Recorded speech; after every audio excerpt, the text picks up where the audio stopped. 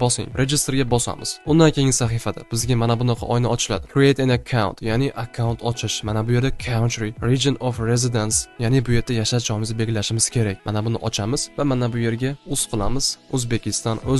Mana shuni belgilaymiz. Undan keyin your email address. Bu yerda biz har doim o'zimiz ishlatadigan asosiy Gmail akkauntimizni kiritishimiz kerak.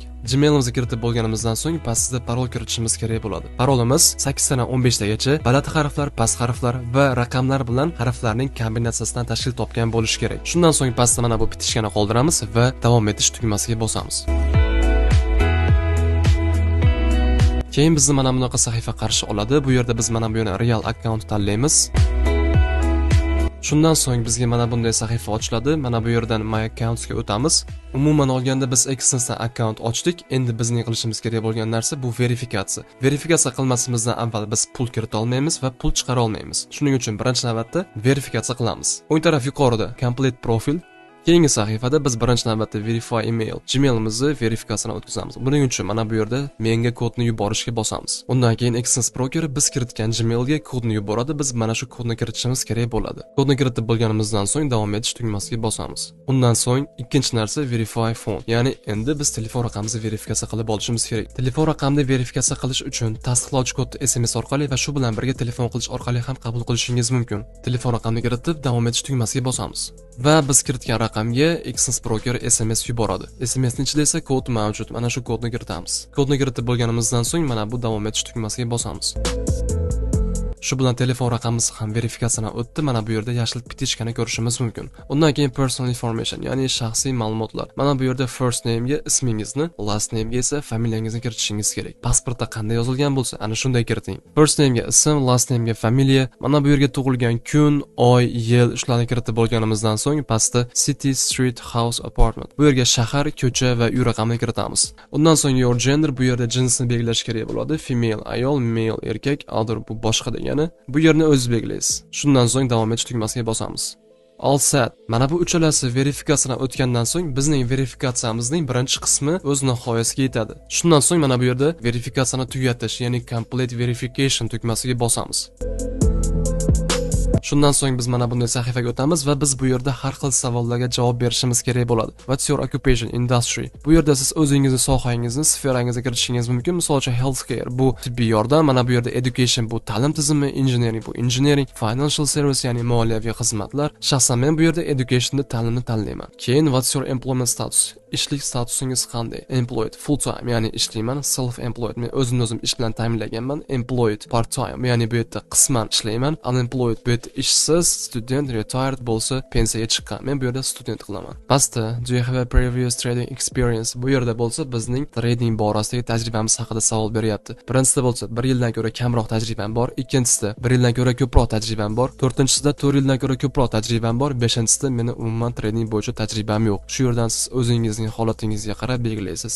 Men bunga 3-chisini belgilayman. Undan keyin what's the purpose of opening your account? Account ochishdan maqsadingiz nima? Pastda investment, hedging, speculation, bunga ham o'zingiz tanlaysiz. Men bu yerda investment belgilayman. Please select your annual income. Bu yerda esa 1 yillik daromadingizni iltimos belgilang deyapti. Bu yerda esa o'zingizning holatingizga qarab 1 yillik daromadingizni belgilashingiz kerak bo'ladi. Men bu yerda ikkinchisini belgiladim. Undan keyin pastda bo'lsa please select your total wealth. Ikkisi ham ajoyib. Bu yerda bizni total boyligimiz, ya'ni umumiy boyligimiz so'rayapti. Qaysi odam o'zini bor puli haqida ma'lumot beradi. Bu yerda istaganingizni belgilashingiz mumkin. Pastda bo'lsa iltimos sizga daromad olib keladigan istotchiklarni, ya'ni manbalarni kiriting deyapti. Employment bu esa ish, rent bo'lsa bu ijara, borrowed funds, loan bu esa kredit va qarzga olingan pullar va pastda pensiya va undan keyin bu meros. O'zingiz xohlaganingizni kiriting bu yerda ham. Men bo'lsa bu yerda mana bu ikkinchisini belgilab o'tib ketdi va undan so'ng pastga davom etish tugmasiga bosamiz. Keyin bizni brauzer mana bunaqa sahifaga olib o'tadi. Biz bu yerda nima qilishimiz kerak? Pasportimizning rasm bor sahifasini sifatli, chiroyli, hamma yozuvlari, ma'lumotlari ko'rinadigan qilib rasmga olib, mana shu yerga biz yuklashimiz kerak prosta. Mana bu yerda upload documents degan narsa bor. Mana shunga bosamiz. Keyin verify identity, bu yerda endi shaxsni tasdiqlovchi ma'lumotlarni biz belgilashimiz kerak. Mana bu yerda O'zbekiston, pastda bo'lsa biz yuklaydigan hujjat turini belgilashimiz kerak. Pasport bo'lsa pasport, haydovchilik guvohnomasi bo'lsa haydovchilik guvohnomasi, ya'ni prava, pastda ID karta. Sizda qaysi biri bo'lsa, qaysi birini yuklamoqchi bo'lsangiz, ana shuni belgilang. Men bu yerda pasport qilaman. Keyin pastroqqa tushamiz va bizga mana bu yerda zamecheniya, ya'ni eslatma beryaptiki, mana bunaqa xira bo'lmasligi kerak, mana bunaqa chiroyli tiniq qilib turib, prosta yuklashimiz kerak. Mana bu yerdan yuklash degan tugmaga bosamiz. Rasmni yuklab bo'lganimizdan so'ng hujjatni tasdiqlash tugmasiga bosamiz. Keyingi navbat adres verifikatsiyasiga. Access brokerda adresni verifikatsiya qilish biroz murakkabroq boshqa brokerlarga qaraganda. Endi Access brokerda qanday qilib adresimni verifikatsiya qilib olishim mumkin deb o'ylayotgan bo'lsangiz, buning bitta yo'li bor. Eng oson yo'li my.gov.uz saytiga kiramiz va u yerdan ro'yxatdan o'tamiz. Ana o'sha yerdan siz doimiy yashash joyingiz to'g'risidagi ma'lumot yuklab olasiz. Uni mana bu yerga yuklaymiz va shundan so'ng siz muvaffaqiyatli Access'ning adres verifikatsiyasidan o'tishingiz mumkin.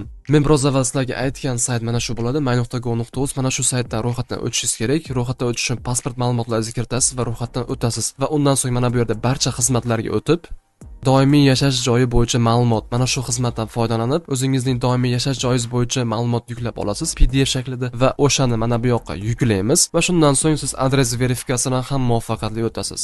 Men hujjatni yuklab bo'ldim va pastda Your documents are under review. Men ma'lumotlarni yuklab bo'ldim. Endi bo'lsa 3-7 minut prosta kutamiz va bu bir kungacha ham vaqt olishi mumkin ekan ba'zi bir holatlarda. Mana men verifikatsiyadan 2 minutga qolmasdan o'tib ketdim azizlar.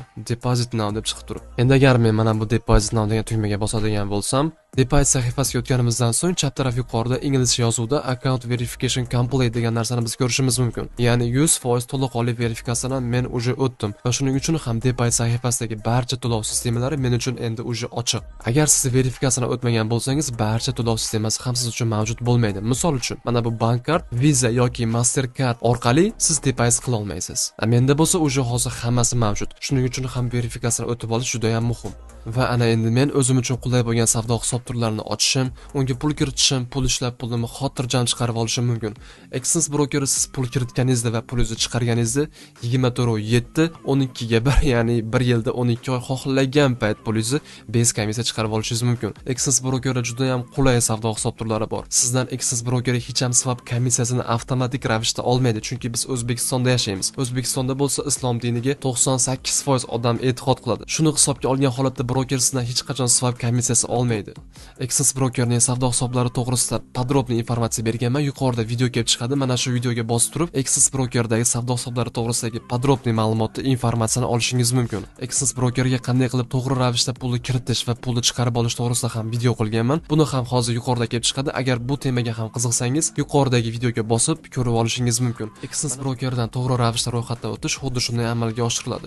Agar siz ham men bilan bir xil qadamma-qadam qanday qilgan bo'lsam, xuddi shunday qilsangiz, javob berib aytishim mumkinki, sizda hech qanaqa muammo bo'lmaydi azizlar. Mana shu Access brokerdan to'g'ri ravishda ro'yxatdan o'tishning yangilangan versiyasi bo'ladi azizlar. Agar video yoqqan bo'lsa, albatta like bosib, kommentariy yozib qoldirib qo'ying va agar savollar bo'lsa ham kommentariyda qoldirishingiz mumkin. Men keyingi safar video tayyorlayotganda hisobga olishga harakat qilaman. Azizlar, shu yerda sizlar bilan xayrlashaman. Hammaga огромный profitlar tilayman. Albatta kanalga obuna bo'lib qo'ying. Videoda Access brokerdan ro'yxatdan o'ta olmayotgan do'stlaringiz bilan ulashing. Sizlar bilan bo'lsa men keyingi videogacha xayrlashaman. Hammaga xayr, hammaga omad.